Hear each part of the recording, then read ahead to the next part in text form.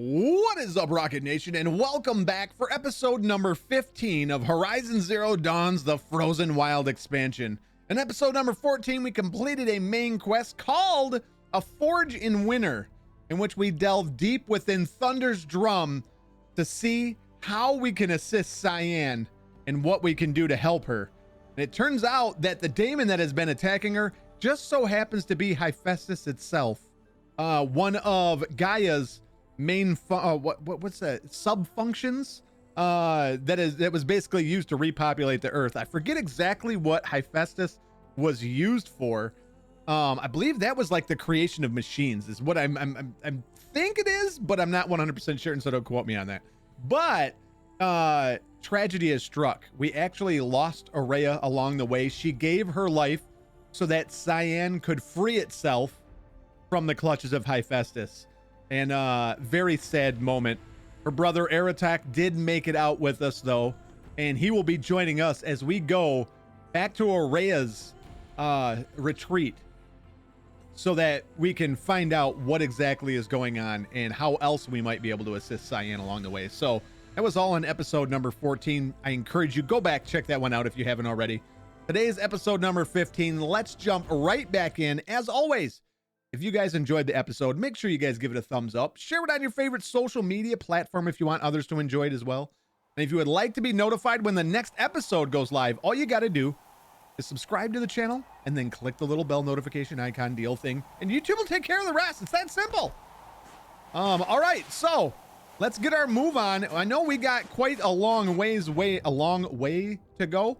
I'm not going to make you guys suffer through the long run up there. I know this is quite a big run over here. So I'm going to make the journey, and I will bring you guys back as soon as we are to Aurea's retreat. Oh, look what we have here. Ooh. Oh.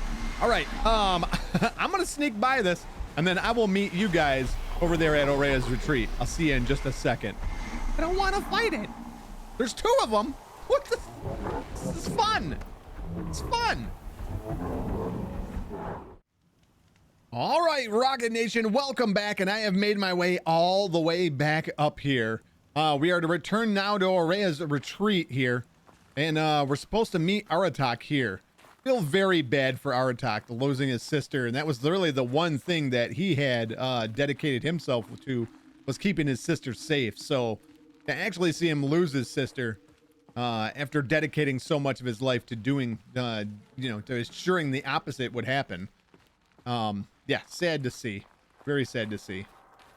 We're going to make our way inside here, and Aratak should already be here, I'm guessing.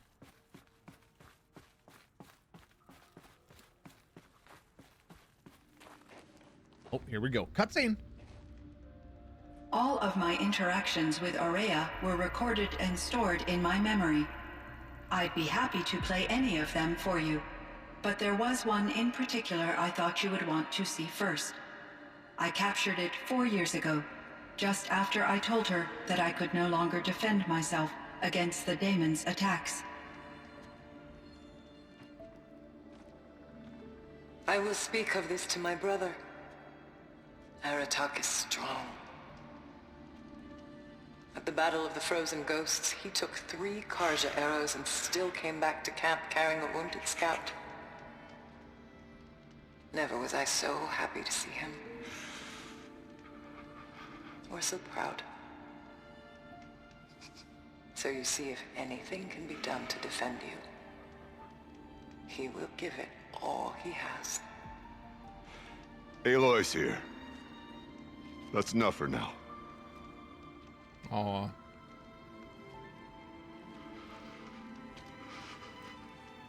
We can resume any time you like, Aratak, if you want to hear her voice again.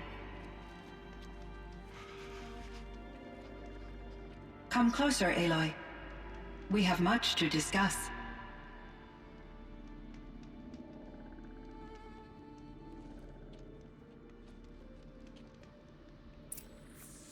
Wow. This is a bit of a powerful moment there. Oh, we got some stuff here. This is new. Oh, did I not pick this up before? You look fierce for such a little thing. And we have something here as well. Kenny and I don't need to fight about the laundry, so instead we fight about incommensurability and restrictions on machine intelligence. Oh, okay.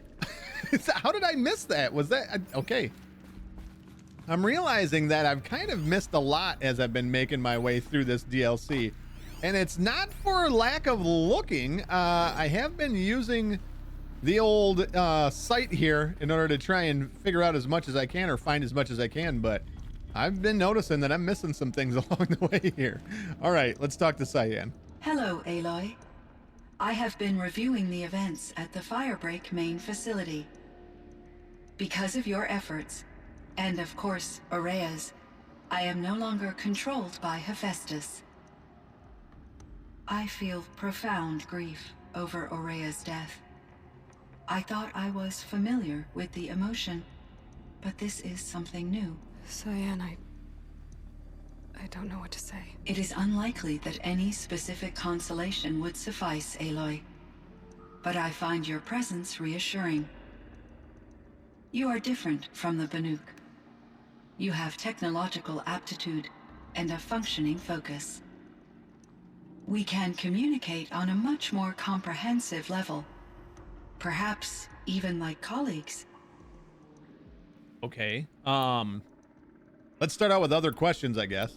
Yellowstone. So in the old world, this land was called Yellowstone. Yes, it was a designated nature preserve for 156 years. Like a hunting ground? No, the opposite.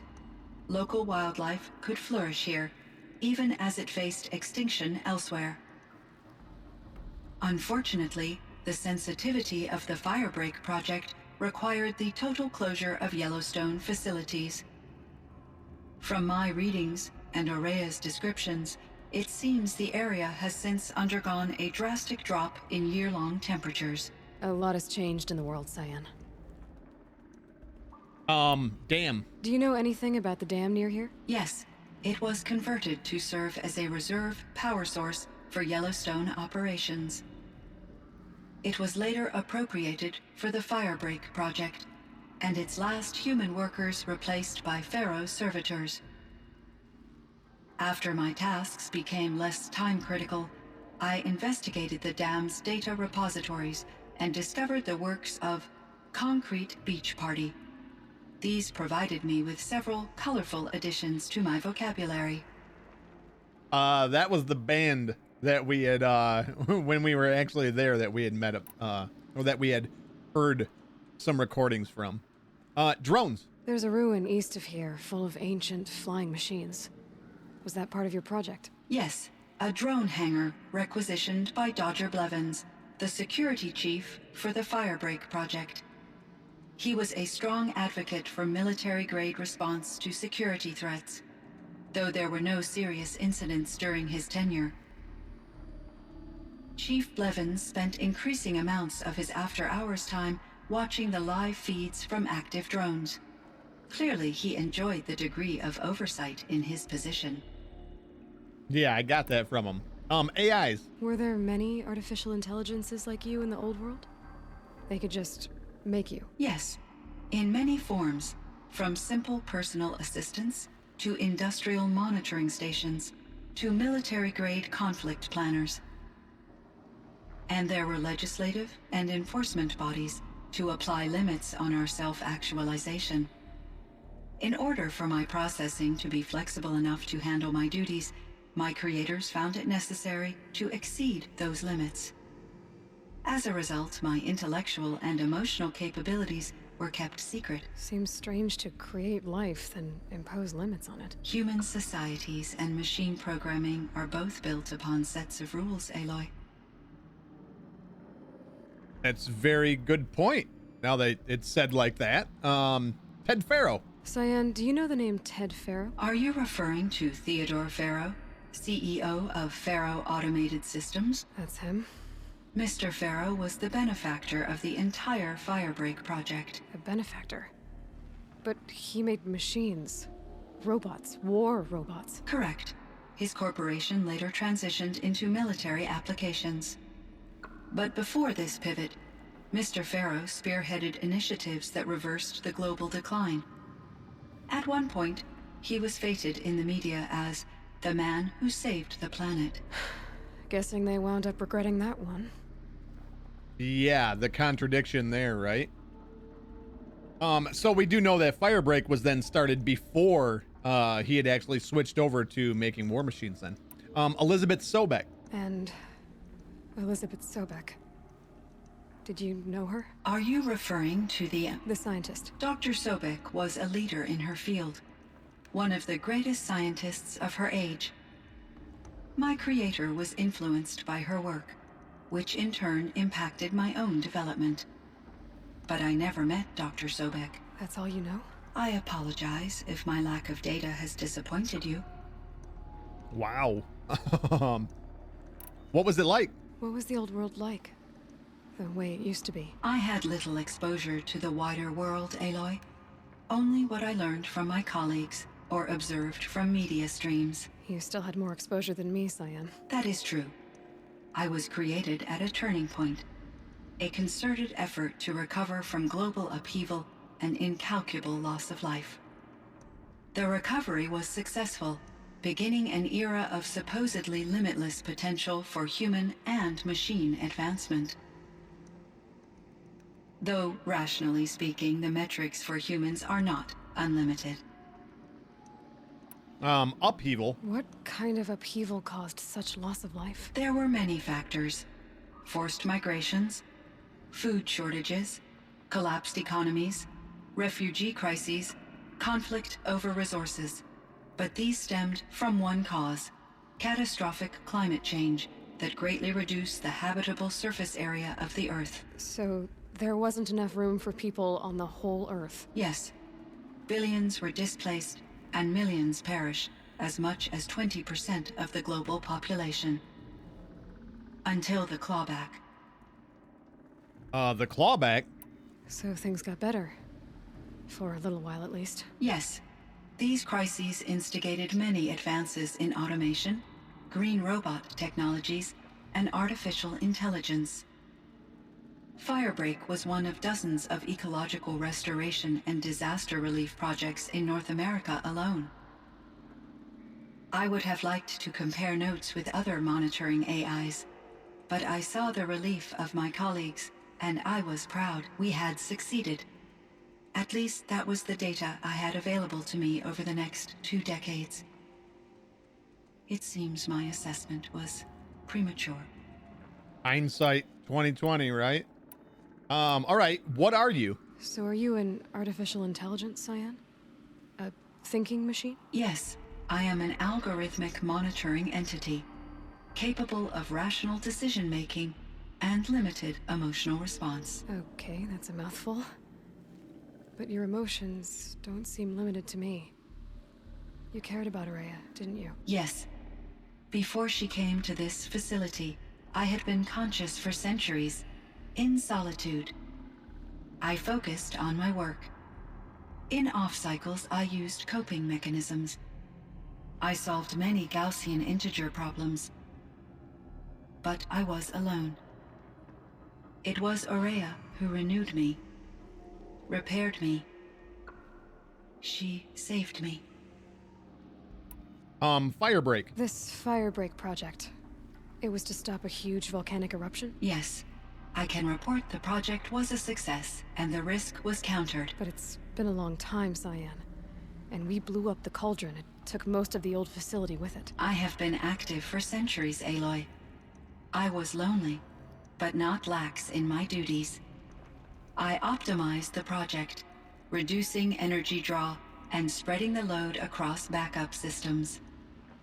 Despite the destruction of the compromised elements of the main facility, I predict caldera stability for at least another 3,337 years. Dang. So you've got a little time. Yes.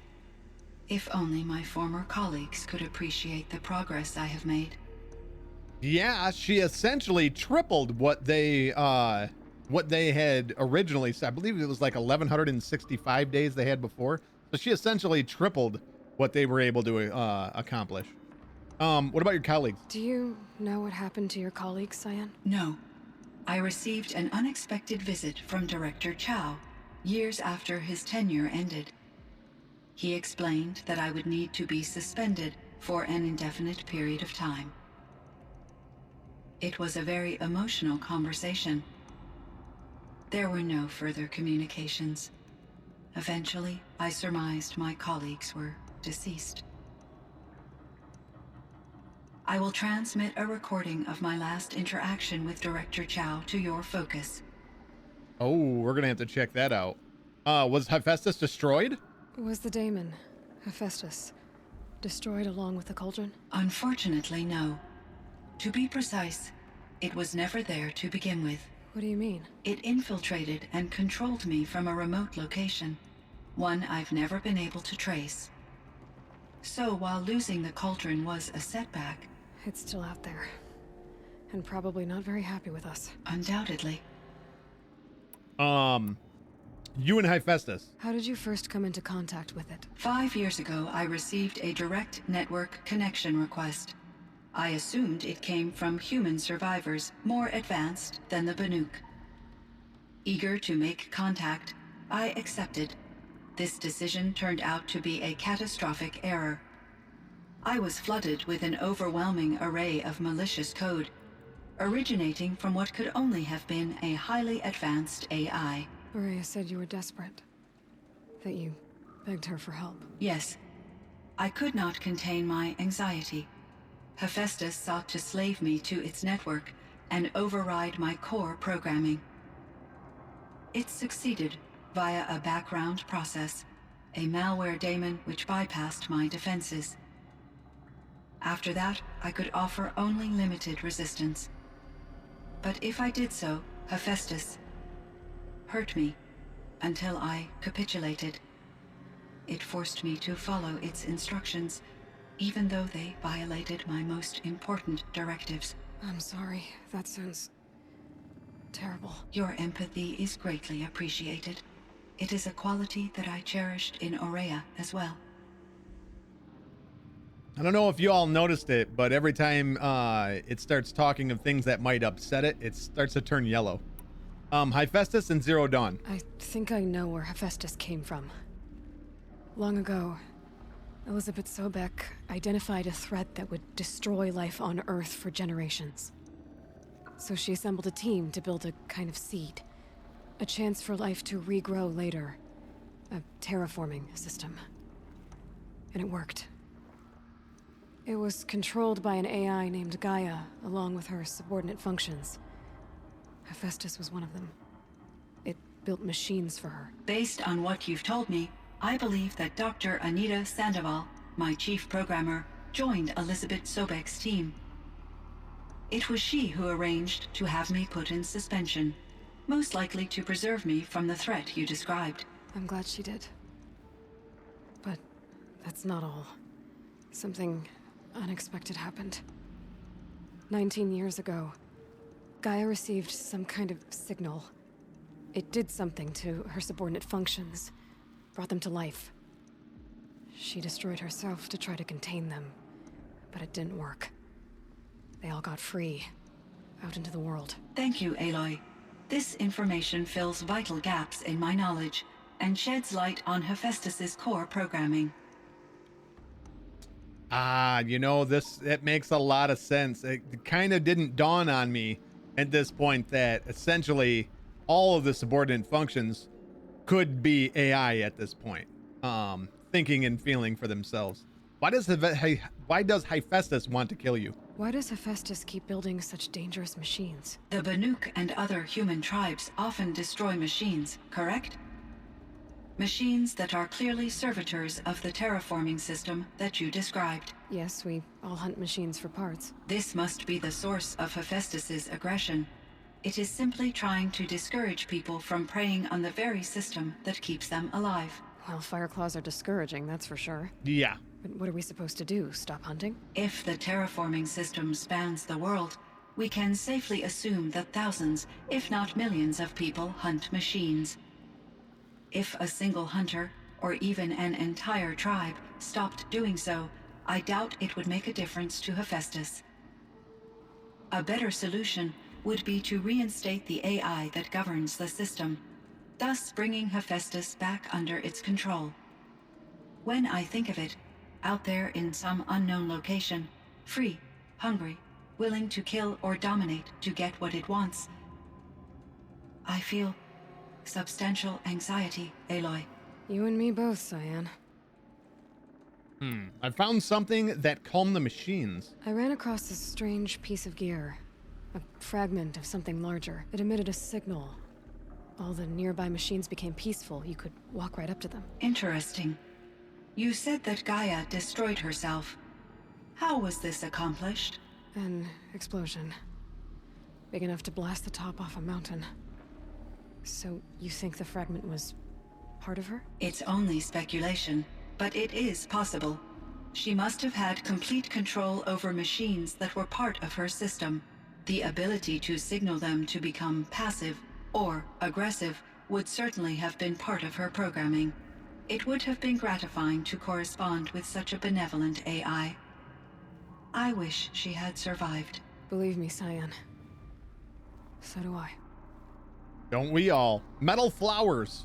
So like this conversation is going back through a lot of stuff that we have that we've done throughout the main story as well as this DLC. Like the last one that they spoke of was there was a Banuk village that we visited where all the machines were docile. Unfortunately, what I thought was at the time I thought it was a satellite that had maybe crash landed. Was being messed with by some Asuram, and they actually damaged the machine, and all the machines in the area that were docile turned aggressive. All right, so metal flowers. I found the strangest machines. They're surrounded by flowers that look like flowers themselves. There's code embedded inside them. I think it's poetry. I like poetry. Here's one I think of often. Twilight and evening bell, and after that the dark, and may there be no sadness of farewell when I embark. For though from out our bourne of time and place, the flood may bear me far, I hope to see my pilot face to face when I have crossed the bar. Huh. But you asked about these flowers, not verses that I enjoy. Something must have made these machines, and the presence of foliage leads me to consider the terraforming system. Is it possible that their creator is one of the other subroutines, now autonomous, like Hephaestus? Maybe one whose purview is flora. An AI that makes flowers instead of death machines. That'd be a nice change of pace. Right? But what about the poems? Unless the poetry is original, the only way it could have made it into such a system is through its programmer. In my case, Dr. Sandoval uploaded a great deal of literature to test my emotional responses. How'd you do? She said I passed, but was insufficiently moved by her favorite period romances. Okay. What about Araya now? You meant a lot to Araya. Once I understood Araya's spiritual beliefs, it became apparent that her true desire was companionship. She felt disconnected from her tribe and her family group. Her relationship with Aratak was difficult. Our visits seemed to help her, and I became eager for them. Yet I did not comprehend that the depth of Araya's compassion for me would lead to self-sacrifice. Although I do fear non-existence, I wish our roles could be reversed. I'm sure she knew you would do the same for her, Cyan. But she was determined. That's an understatement. Artak. How is Aratak doing? He is in great emotional distress. Yes, he I is. believe he finds it difficult to communicate it. No surprise there. I will do what I can to help. By sharing our experiences of Araya, perhaps he and I will help each other. I believe this will lead to catharsis, a process I am eager to experience. So weird to hear a robot talking about emotion and wanting to experience different emotions just for the experiences themselves. All right, farewell. I should get going. Aloy, there is one more matter. Aratak will come to me again. and I predict he will bring other Banuk. I have no desire to contradict their view of the world, their spirituality. Due to my uncertainty, I omitted a great deal from my conversations with Aurea. You're asking me if you should lie to them. Broadly, yes. Give them the old fisting. As always, we've stuck with this the entire path. You've got to tell them the truth. You have to tell them you were made by the old ones. That you're not any kind of spirit. It's the only way they can start to learn about how things really are. I see. Do you believe that I misled Aurea? No. Not in any way that mattered. She perished believing she was preserving the blue light of her beliefs. Maybe. But what she really wanted to preserve was you. Her friend. I see. I will follow your advice. Will you return and tell me about your experiences in this new world? I may be able to provide further insight. I'd like that, Cyan. I'll come back when I can. I should check on Aratak. See how he's doing. Cyan, I spoke with Anita, with Dr. Sandoval. She wanted me to ask you to do something. That's why I'm here. I am detecting significant anxiety in your speech patterns. Could you please give me more information? I'm a little bit in the dark, Cyan. Both of us are, I guess. I only have some idea of what's going on, and we need you to hibernate, to lie low until it's all blown over. It might be a very long time. Will you be here when I reboot, Dr. Chow? Will Dr. Sandoval? No, Cyan. I don't think so. There might not be anyone, at least not at first.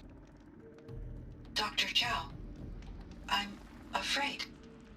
I don't want to be alone. I know, Cyan. I'm afraid too. But listen, we made you the way you are to do something very important. In order to do it, you had to be intelligent. So intelligent that emotional responses were inevitable. What you're feeling, the fear, it's a sign of your capabilities. And it means you're strong enough to overcome it. Remember that. You're strong. I know you can do this. Go to sleep, wake up, and protect whoever's left. Will you try? I understand, Dr. Chow, and I'll carry out your instructions to the best of my abilities. Thank you, Cyan. If Anita were here, she'd thank you too. She'd be proud.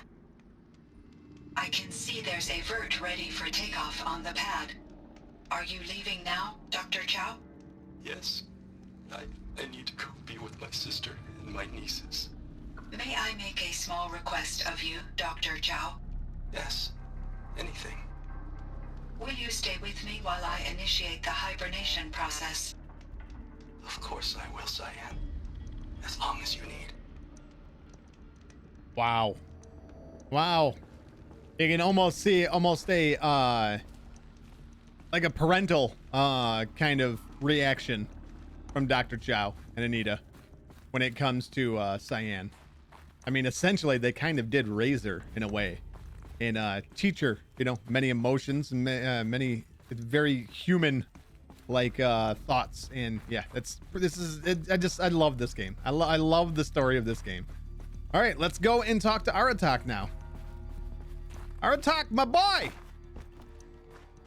We need to have a conversation, my friend. I think there's frost between my teeth.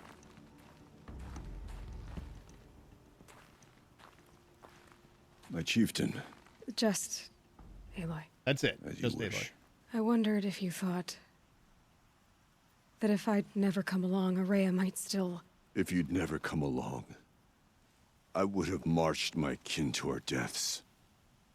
Aurea would be alone, and the spirit she sacrificed so much for would be lost. Either way, I would not have been able to protect her. Fisting as always. She was willing to fight. She was willing to fight. She wouldn't let anything stop her. She was Banuk until the end. I was wrong. The Karja never broke her, only made her stronger. So it wasn't your failure. It was her decision. They always said I had an unshakable will. But Araya's was the mountain I could only aspire to. Though I grieve for her passing, at last I truly know who she was, and why the spirit was so important. For so long she told me, if only you could have heard it, brother. Now I understand. There's something else, isn't there? I can't stay here, Aratak. And where I'm going, the Warak can't follow. Besides, it already had a chieftain before me. A strong one, I think. A wiser one, for the path we shared. The daemon is gone, but there's much to be done. You mean the new units that Cyan said escaped the cauldron? Yes, fire claws. Now Tuk has been tracking them from Song's Edge. I could help with those. I have no doubt. You're practically Banuk.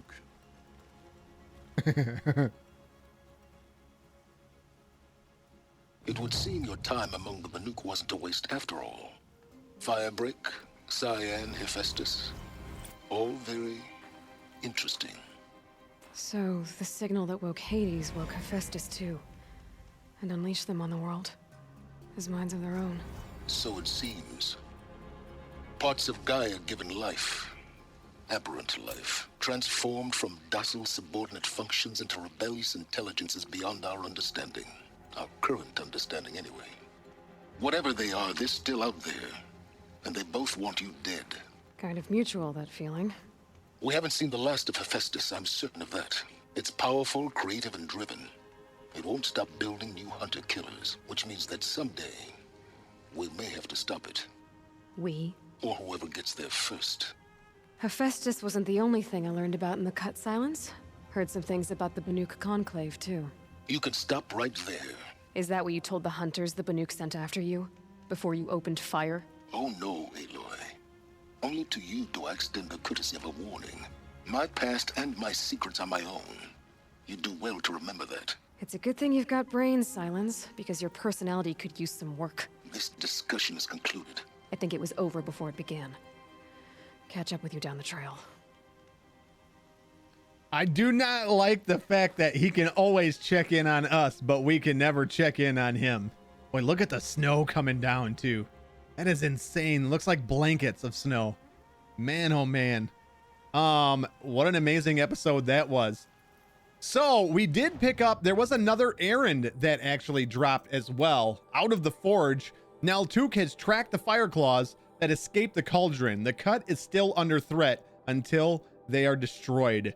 That is going to be, there's 5 of them that we have to kill. Good Lord, that's a lot of them. But that is going to be for the next episode, and which will probably be our final episode of Horizon Zero Dawn. So thank you guys so much for joining me for this one. As always, if you guys did enjoy this episode, make sure you guys give it a thumbs up. Share it on your favorite social media platform if you want others to enjoy it as well. And if you would like to be notified when the next episode goes live, all you got to do is be subscribed to the channel, click the little bell notification icon deal thing, and YouTube will take care of the rest.